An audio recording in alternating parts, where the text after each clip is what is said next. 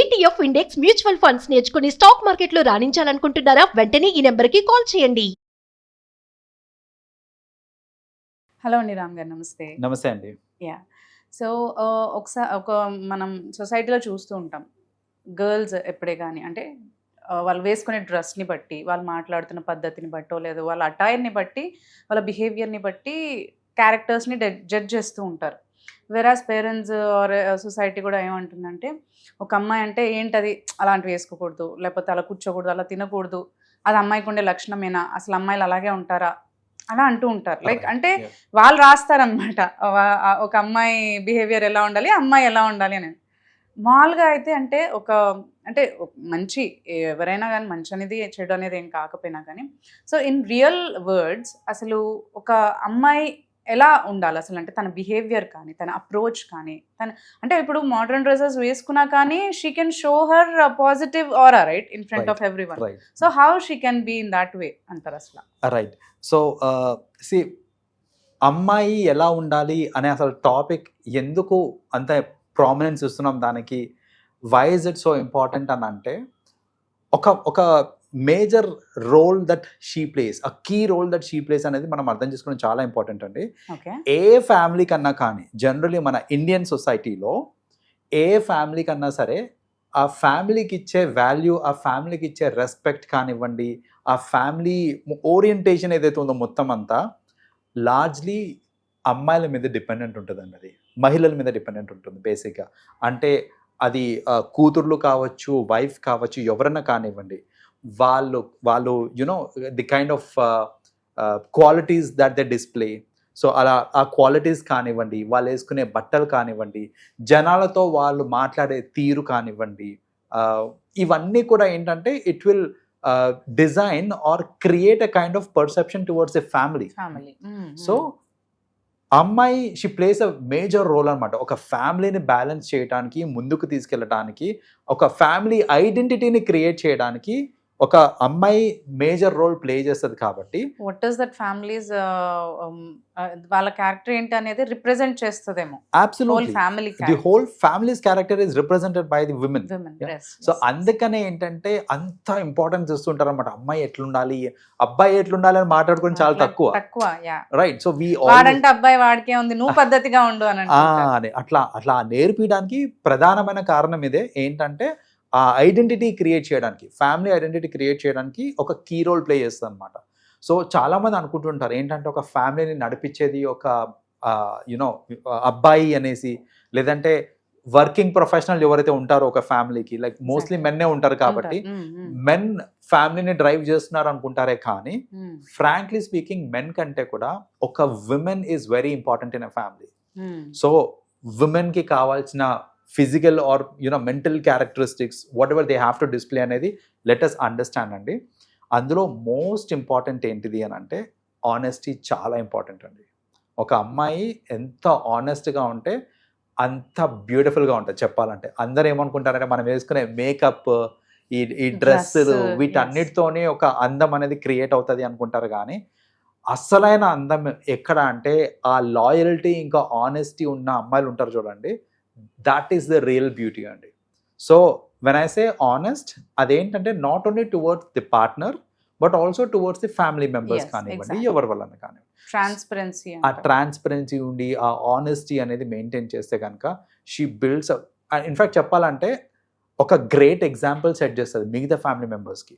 ఏంటంటే ఒక అమ్మాయి అలా ఉంది, అంత ఆనెస్ట్గా ఉంది అని అంటే ఆమెని చూసుకుంటూ చుట్టుపక్కల ఫ్యామిలీ మెంబర్స్ ఎవరైతే ఉంటారో, పిల్లలు కానివ్వండి, హస్బెండ్ కానివ్వండి, ఎవరన్నా కానివ్వండి, అదే రిఫ్లెక్ట్ అవుతుంది అనమాట వాళ్ళకు కూడా. సో వన్ థింగ్ ఏంటిదంటే ఆనెస్ట్గా ఉండడం చాలా ఇంపార్టెంట్. జనరలీ ఏమవుతుందంటే ఎంత ఆనెస్ట్గా ఉన్నా మనకి డీవియేషన్స్ అనేది రెగ్యులర్ బేసిస్ మీద వస్తూ ఉంటాయి. సో గ్రహించాల్సింది ఏంటిది ఇక్కడ అనంటే ఆ డీవియేషన్స్కి మనం ట్రాప్ అవ్వకూడదు అనేసి. సో ఇప్పుడు ఎలా ఉంటుందంటే, నిజంగానే మీరు ఆనెస్ట్ ఉన్నారనుకోండి, నేను అదే పొగుడతా. ఎలా అంటే, అరే మీ అంత ఆనెస్ట్ పర్సన్ నేను ఎక్కడా చూడలేదండి, అసలు ఇంత ఆనెస్ట్ ఎలా ఉంటారని మీరు అనుకుంటే, నేను స్టార్ట్ చేసరికి ఏంటంటే మీరు మురిసిపోయి, లేకపోతే you will start feeling good about it. So it's a trap actually. And in some cases friends also ten to do this. అంటే అట్లా చెప్తే మీ మమ్మీ పోనీయదురా, లైక్ పోనీయదేమో, మనం అట్లా చెప్పొద్దు, నిజంగా వేరేది ఏదైనా చెప్పేసేయి అని అంటుంటారు. రైట్. సో ఇలాంటి డీవియేషన్స్ వస్తూ ఉంటాయి in the form of friends కావచ్చు, ఎక్స్టర్నల్ సోర్సెస్ నుంచి డీవియేషన్స్ వస్తూ ఉంటాయి which will impact the way you are. దానికి మనం ట్రాప్ పడకూడదు అనమాట. Like we should not fall trap for it. So బేసిక్గా ఏంటంటే మన ఆనెస్టీ మనం అలా నిల్చుకున్నాం అనుకోండి. ఇన్ఫ్యాక్ట్ చెప్పాలంటే పేరెంట్స్ కూడా చాలా ఇష్టపడతారండి అంత ఆనెస్ట్గా. చిన్నప్పటి నుంచి కనుక అమ్మాయిలు అలా ఉన్నారు అని అంటే కనుక అలాంటి అమ్మాయిని పేరెంట్స్ కూడా రెస్పెక్ట్ చేస్తారు, ఇష్టపడతారు. మీరు నిజంగా ఆనెస్ట్గా నేను ఫ్రెండ్స్ అందరం కలిసి ఈరోజు మేము కాలేజ్ బంక్ కొట్టి సినిమాకి వెళ్తున్నాము వెళ్ళనా అని మీరు అడిగారనుకోండి, నిజంగా ఆపరండి. మీరు అబద్ధం చెప్పి వెళ్ళి దొరికి రచ్చ చేసుకునే కంటే కూడా అండర్స్టాండింగ్ పేరెంట్స్ ఉన్నప్పుడు ఇలా ఆనెస్ట్గా మీరు చెప్పారు అని అంటే కనుక వాళ్ళు కూడా అర్థం చేసుకుంటారు. ఇట్స్ కామన్ ఫినామినా అనేసి, రైట్? సో అలా ఆనెస్ట్గా ఉండడం చాలా important. That is the primary character అండి ఒక ఉమెన్ డెవలప్ చేసుకోవాల్సింది. సెకండ్ ఏంటి అంటే ఒక అమ్మాయి అర్థం చేసుకోవాల్సింది ఏంటంటే ఒక మెంటల్ స్టెబిలిటీ ఉండడం చాలా ఇంపార్టెంట్ అమ్మాయిలకి. అది డెవలప్ చేసుకోవడం చాలా, ఆ క్వాలిటీ చాలా ఇంపార్టెంట్ అండి. మెంటల్ స్టెబిలిటీ ఎందుకు అంత ఇంపార్టెంట్ అని అంటే ఒక అమ్మాయి డిఫరెంట్ ఫేసెస్ ఆఫ్ లైఫ్ నుంచి she'll keep going through, right? ఒక ప్యూబర్టీ నుంచి, చిన్నప్పటి నుంచి అడాలసెంట్ నుంచి మళ్ళీ ఒక అడల్ట్గా మారి, అండ్ ప్రతి ఫేజ్లో she has got different responsibilities. Exactly. Different responsibilities ఉంటాయి and different kinds of changes అవి అవుతూ ఉంటాయి, డిఫరెంట్ రెస్ట్రిక్షన్స్ వస్తూ ఉంటాయి. సో ఇలాంటి డిఫరెంట్ రెస్ట్రిక్షన్స్ అవి వచ్చినప్పుడు ఏంటంటే మెంటల్ స్టెబిలిటీ చాలా ఇంపార్టెంట్. అంతేగాని విచక్షణ కోల్పోయి అక్కడ ఎప్పుడు పద్దాక నాకు చిన్నప్పటి నుంచే రెస్ట్రిక్షన్స్ అయినా, నేను బయటికి వెళ్ళాలంటే చిన్నప్పుడు అంతా నాన్నని అడగాలి, పెద్ద అయిన తర్వాత అన్నని అడగాలి, పెళ్ళైన తర్వాత మొగుడిని అడగాలి, ఇంతేనా నా జీవితం, ఇంతేనా నా బతుకు అనేసి ఇలా ఫ్రస్ట్రేట్ అయిపోయి ఆలోచించేసి ఇలా ఎందుకు ఇది అంటే ఇట్ ఈస్ ఇన్ అ వే చెప్పాలంటే it is to discipline, it is to protect you, right? అది అర్థం చేసుకోవాలి. ఎందుకు నాన్నని అడగాలి, ఎందుకు అన్నని అడగాలి అని అంటే it's because they are trying to protect you from unwanted things. ఆ పాజిటివ్ మోడ్ అంటే వాళ్ళు బయట అంతా చూసి వస్తుంటారు కాబట్టి in sense they will tell that. సి ఒక మగాడు ఏం ఆలోచిస్తాడు, వాళ్ళ మనస్తత్వం ఏంటి, ఒక అమ్మాయిని చూసినప్పుడు బ్యాక్ ఆఫ్ ది మైండ్ ఏం నడుస్తుంటది అనేది ఒక అబ్బాయికే బాగా తెలుసు. సో అలా తెలిసినప్పుడు మీ ఫాదర్ కానీ మీ బ్రదర్ కానీ మీకు రెస్ట్రిక్షన్స్ పెడుతున్నారు అని అంటే ఇది అర్థం చేసుకోండి. Because they know what society is, అబ్బాయిలు ఎట్లా ఆలోచిస్తారు ఏంది అనేసి. సో అది కూడా ఒకటి we have to be careful with. The third thing that we should be careful with, and especially women should be careful with is drugs అండి. It can be alcohol, it can be cigarette, it can be any other form of narcotic drugs కానివ్వండి, ఏదైనా కానివ్వండి. Currently సొసైటీలో availability of drugs అనేది చాలా easy అయిపోయింది. It is not that hard, it's not difficult. నాకు drugs కావాలి అని అంటే నాకున్న కాంటాక్ట్స్ నుంచి ఇట్లా అడిగితే ఫోన్ చేస్తే రాత్రి కల్లా ఇంటికి వచ్చేస్తుంది. ఆ level of supply of drugs ఉంది మనకి సొసైటీలో. ఇంత అవైలబిలిటీ ఉన్నప్పుడు ఒక అమ్మాయి సెల్ఫ్ కంట్రోల్లో ఉంటే, అంటే ఈ డ్రగ్స్కి బానిస కాకుండా ఉంటే కనుక, trust me it will give great character to her, like ఈ జస్ట్ బికాస్ ఆఫ్ డ్రగ్స్. అంటే ఎందుకు చెప్తున్నాను నేను ఇది అని అంటే, తాగడం మంచిది కాదా అంటే అబ్బాయిలే తాగాలా అమ్మాయిలు తాగకూడదు, ఇలాంటి క్వశ్చన్స్ అన్ని నాకు తెలిసి రేజ్ అవుతూ ఉంటాయి. చెప్పాలంటే తాగడం మంచిది కాదా అంటే లిమిట్లో ఏం చేసినా ఓకే, కానీ ప్రాబ్లం ఏంటంటే మీరు తాగేటప్పుడు ఒక్కలే తాగరు, డ్రగ్స్ తీసుకునేటప్పుడు ఒక్కలే ఉండరు, ఫ్రెండ్స్ ఉంటారు చుట్టుపక్కల. లిమిట్లో ఉండి నాకు ఇది చాలు అంటే ఊరుకుంటారా అంటే ఊరుకోరు. ఇంకోటి తాగు లేకపోతే ఇంకోటి what ever it is, pressurising అవుతూ ఉంటుంది.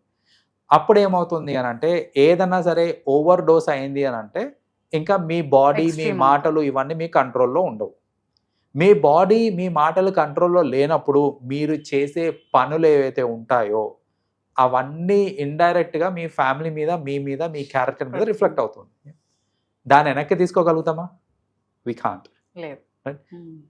డ్రగ్స్ ఏనానండి ఇంకా ఎంటర్టైన్మెంట్ అంటే డ్రగ్సే కాదు కదా, there are 100 forms of entertainment that we really can access. So ఇక నేను మందు తాగద్దా, నేను ఇక సిగరెట్ తాగద్దా, ఇదంతా ఇంకా వాళ్ళకైనా వీళ్ళకైనా ఇలాంటి ఆర్గ్యుమెంట్ కాకుండా ఒక్కటి ఆలోచించండి. ఓవర్ డోస్ అయ్యింది అని అంటే ఆ ఓవర్ డోస్ అయినప్పుడు మీరు మాట్లాడే మాటలు, మీరు చేసిన చేతలు వెనక్కి తీసుకోగలుగుతారంటే తీసుకోలేరు. ఇర్రివర్సిబుల్ డ్యామేజ్ అది. అవసరమా అంతవరకు డ్యామేజ్ తెచ్చుకోవడము? Specially when women is so important in a family. మన సొసైటీలో కూడా చాలా మేజర్ రోల్ ప్లే చేస్తుంది ఉమెన్ అనేది. సో ఆ ఉమెన్ని ప్రొటెక్ట్ చేసుకోవడం మన బాధ్యత కాబట్టి వాళ్ళకి ఇచ్చే సలహా ఇది ఏంటంటే ఇలాంటి డ్రగ్స్కి దేనికైనా సరే దూరంగా ఉండండి. నిజంగానే చేసుకోవాలి అని అంటే కనుక, అంటే డ్రగ్స్ తీసుకోవాలి అది అని అంటే కనుక ఇంట్లో కూర్చొని మీ హస్బెండ్ తోటే have alcohol or you want to take cigarette, do it with your husband in private. That will give you the entertainment needed. అంతేగాని పబ్లిక్లోకి వెళ్ళిపోయి ఫ్రెండ్స్తోని చేసి తాగి ఇంటికి వచ్చి ఇంట్లో దొరికి సొసైటీలో రచ్చ చేసి ఎన్ని ఇన్స్టెన్సెస్ చూడలేదండి మనము. రోడ్డు మీద తాగేసి డ్రంక్ అండ్ డ్రైవ్ లో దొరికి కెమెరాల ముందు ఇట్లా దాచి పెట్టుకొని అవసరమా అవన్నీ? ఎగ్జాక్ట్లీ. సో అలా కాకుండా రీసెంట్ గా ఒక సెలబ్రిటీ యాక్టర్స్ కూడా కేసు వస్తుంది కదా, లైక్ ఇన్ ఆల్కహాల్ గురించి రచ్చ చేసి అండ్ డ్రగ్స్ గురించి ఒక హోటల్లో కూడా రచ్చ చేసి అలా రీసెంట్ గా న్యూసెస్ వస్తున్నాయి. ఎస్. సో ఇప్పుడు ఎన్ని కేసెస్ లో, ఇప్పుడు మంగ్లీ కేసులో కూడా జరిగింది అదే కదండి. ఇప్పుడు ఇవన్నీ ఏంటంటే ఇప్పుడు we have seen many instances where in ఇలాంటి వాటికి దూరంగా ఉంటే మనకు వచ్చే రెస్పెక్ట్, మనకి ఇచ్చే వాల్యూ అంతా టోటలీ డిఫరెంట్ ఉంటుంది. ఎస్పెషలీ విమెన్, బికాజ్ వాళ్ళు రిప్రజెంట్ చేస్తారు మనల్ని కాబట్టి. సో అది చాలా important. I'm not saying that men have the Liberty. Men కూడా రిస్ట్రిక్టెడ్ గా చేసుకుంటే చాలా better with in the families చేసుకోవడం. మెన్ ని పట్టించుకోరు అంతగా, పట్టించుకున్నంత ఫోకస్ ఉమెన్ మీద ఉన్నంత ఫోకస్ మెన్ మీద ఉండదండి. ఎందుకంటే మన సొసైటీలో పర్స్పెక్టివ్ అలా ఉంది. ఇప్పుడు చూడండి, సింపుల్ ఎగ్జాంపుల్ చెప్తాను నేను.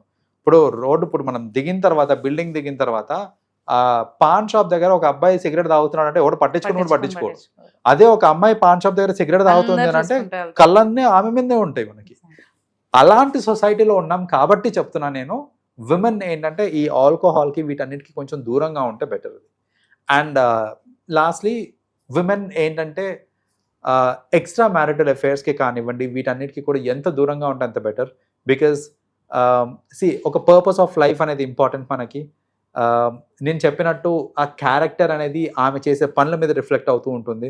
సో మీరు మీ పార్ట్నర్కి లాయల్గా ఉన్నారు అని అంటే కనుక మీ పిల్లలు కూడా మీ దగ్గర నుంచే నేర్చుకుంటారు. అండ్ వాళ్ళు కూడా మీకు ఒక అమ్మ అంటే ఇన్స్పిరేషన్ లాగా తీసుకుంటారు అనమాట. వాళ్ళు నేను అమ్మలాగా అవ్వాలి, అమ్మ చెప్పింది చేయాలి, క్రాస్ క్వశ్చనింగ్ రావద్దు.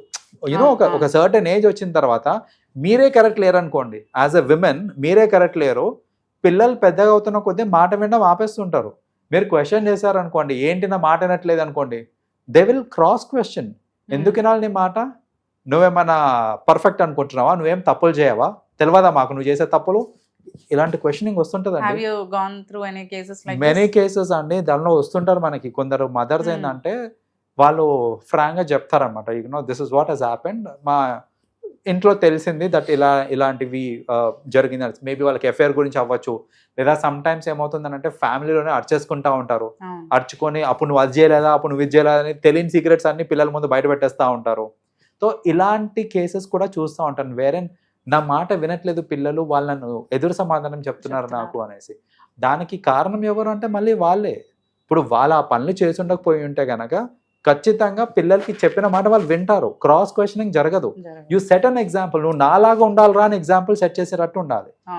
అలా చేసే కెపాసిటీ ఆ పిల్లలతో స్పెండ్ చేసే టైం కానివ్వండి, పేషెన్స్ కానివ్వండి, ఉమెన్కే ఎక్కువ ఉంటుంది. సో ఉమెన్కే ఎక్కువ ఉంటుంది కాబట్టి ఉమెన్ పర్ఫెక్ట్గా ఉండి ఇలాంటి ఎక్స్ట్రా మ్యారిటల్ రిలేషన్స్ కానీ, అన్వాంటెడ్ రిలేషన్స్ కానీ, లూజ్ టాక్స్ చేయడం కానీ ఇలాంటి ఏమీ చేయకుండా పాజిటివ్గా ఉండి, ఎనర్జెటిక్గా ఉండి, ఇఫ్ యు ఆర్ మీరు కరెక్ట్గా ఆనెస్ట్గా ఉండి ఒక ఎగ్జాంపుల్ లాగా నిలబడ్డారనుకోండి, పిల్లలు మీ దగ్గర నుంచి నేర్చుకొని వాళ్ళు ఎక్సెల్ అయిన తర్వాత మీకు వచ్చే సంతోషం కానివ్వండి, లేకపోతే వాళ్ళు క్రెడిట్స్ ఇస్తారు చూడండి, నేను ఇలా ఉన్నానంటే దానికి కారణం మా అమ్మ అనేసి, అప్పుడు వచ్చే సంతోషం, అప్పుడు ఇచ్చే pleasure a extra marital affair ఇవ్వదండి మీకు. No other alcohol, no other drugs can give you the kind of high that gives when someone is praising you in front of public. Thank you so much, Ram Garu, for sharing all this information. Thank you so much. Welcome.